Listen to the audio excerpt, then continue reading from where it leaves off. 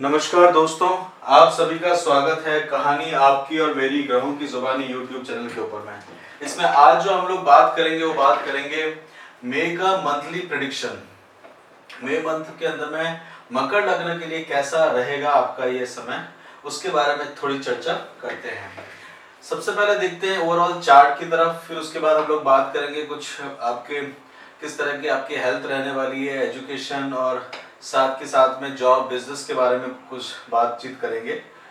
Remedies के बारे में बीच बीच में इसमें बताते रहेंगे कौन कौन सी आप उपाय करें जिससे आपको जो है थोड़ा सा ग्रहों का उपाय होता है वो, जिसके आप थोड़ा सा कष्ट आपका कम हो सके।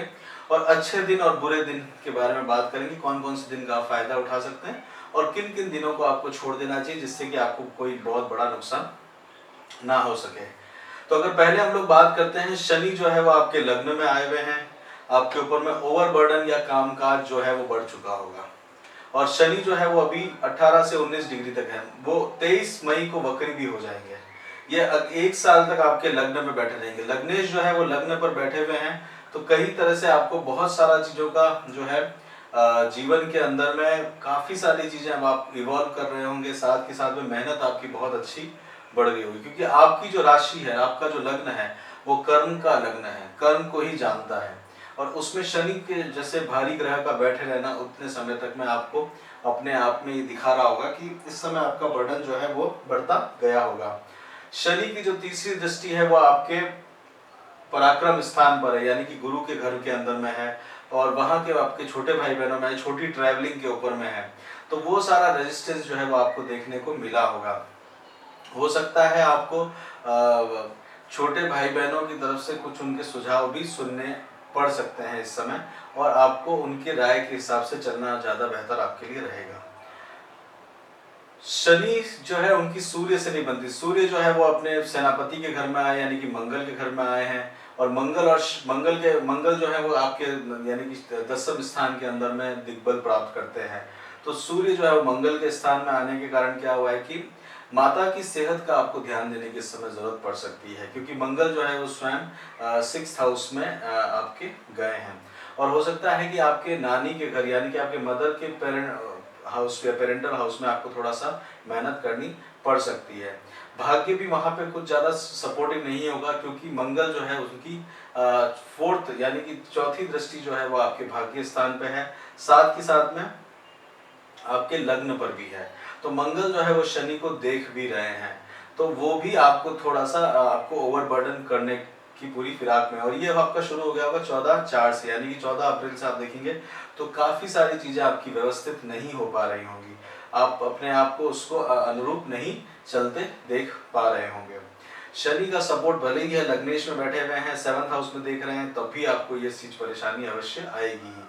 और शनि जो है वो चंद्रमा, आपके जो स्पाउस की राशि है वो चंद्रमा की है, तो चंद्रमा की राशि यानी कि रानी की राशि होने के कारण शनि को इतनी वैल्यू जो है वो आपको अभी नहीं मिल पा रही होगी। हालांकि चंद्रमा जो है अभी डल है, तो वहां से भी आपको थोड़ी सी चिंता आ सकती है, परंतु ओवरऑल जो है वो आपको उतने पॉजिटिव रिजल्ट देखने को नहीं मिल पा रहे होंगे।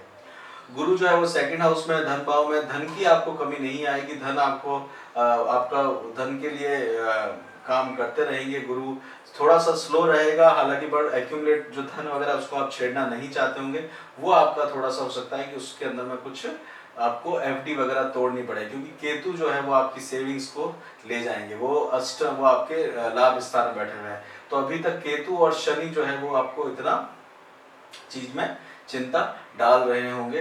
गुरु भी जो है वो 2nd हाउस में आ गए, वो अपने घर से 12वें स्थान पे है, इसलिए परिवार के अंदर में कोई भी कार्य में आपको थोड़ा सा मेहनत करने की जरूरत पड़ सकती है, सलाह लेने की जरूरत पड़ सकती है। गुरु की दृष्टि, पंचम दृष्टि जो है आपके जॉब के ऊपर में भी है, तो वहां पे भी आपको थोड़ा सा ध्यान होगा। मंगल जो है वहां पे थोड़े से कंट्रोल में रहेंगे गुरु के कारण।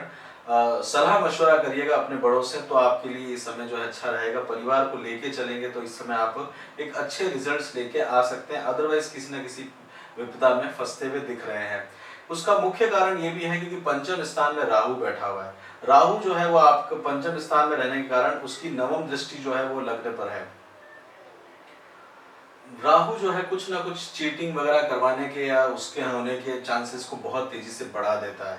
कई चीज़ों को वो बहुत तेज़ी से चलाने में करता है, तो उसका आपको थोड़ा सा नुकसान हो सकता है। उसमें साथ में शुक्र भी आ गया है, तो किसी भी चीज़ की खरीद फरोख्त करें तो उसको ध्यान रखिएगा। और शुक्र को जो है वो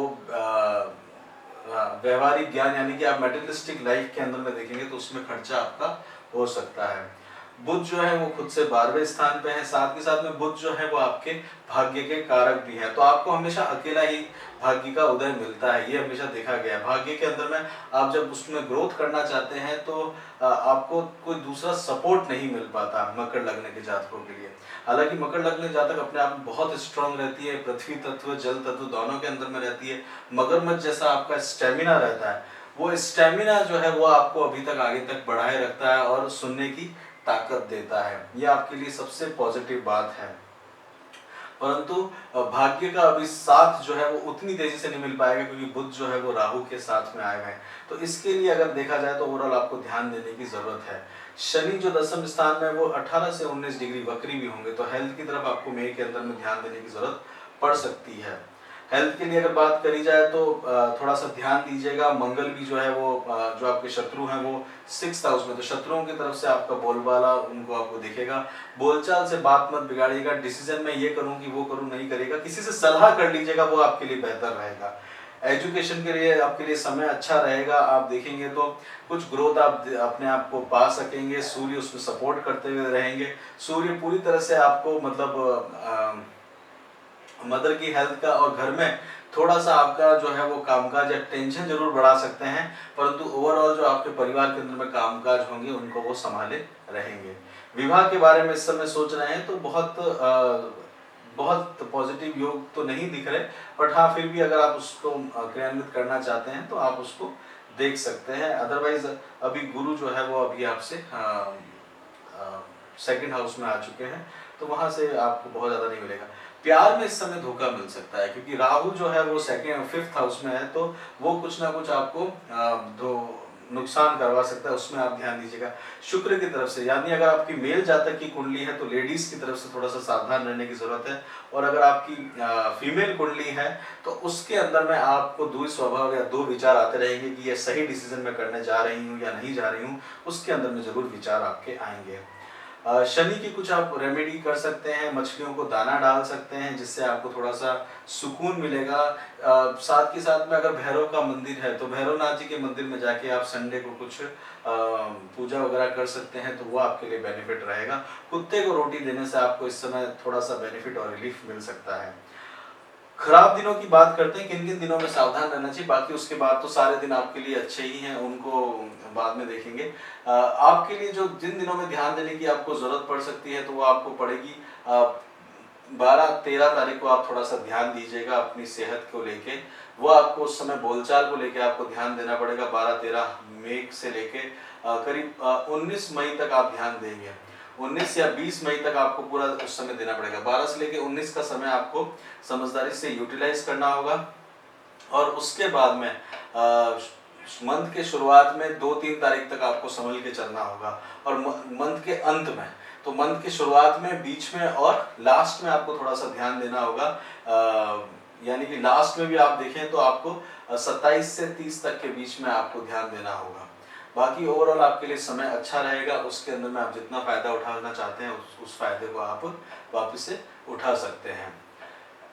राहु केतु जो है वो कंटिन्यू वृषभ और वृश्चिक में रहेंगे, 18 डिग्री से 16 डिग्री का मूवमेंट रहेगा, तो इस समय आपको बच्चों के प्रति भी थोड़ा सा ध्यान देने की जरूरत है। अगर आप गृहस्थ आश्रम में हैं तो गृहस्थ आश्रम के अंदर में अगर आप जाना चाहते हैं तो वो आपके लिए इम्पोर्टेंट है। अगर आप स्टूडेंट हैं तो वहाँ पे आपको बेनिफिट मिलेगा। गृहस्थ आश्रम में या किसी से प्रेम करते तो वहाँ धोखा मिल सकता है, और अगर आप बुजुर्ग हैं यानी कि आपके बच्चे और पोते वगैरह हैं तो हेल्थ के लिए आपको थोड़े से ध्यान देने की समय जरूरत पड़ सकती है। ओवरऑल जो है आपके लिए समय जो है वो बहुत ब्राइट नहीं है। कुछ नुकसान इसमें हो तो पैसों का नुकसान होगा तो उसको आपको थोड़ा झेलना पड़ सकता है, क्योंकि मंगल की दृष्टि रहेगी 7th हाउस में, व्यय हाउस में शत्रुओं की तरफ से रह सकता है। कोर्ट केस वगैरह कर रहे हैं तो उसको थोड़ा सा अगर डिले कर सकते हैं तो वो आपके लिए बेटर रहेगा। प्रॉपर्टी के विवाद में ना पड़िएगा इस समय, यही हम लोगों की आपसे सलाह है। इसी के साथ ही यही विराम देते हैं। मकर लग्न को अगर आपको वीडियो में अपने और कुछ प्रश्न वगैरह हो तो आप उसको कमेंट करके हमसे पूछ सकते हैं।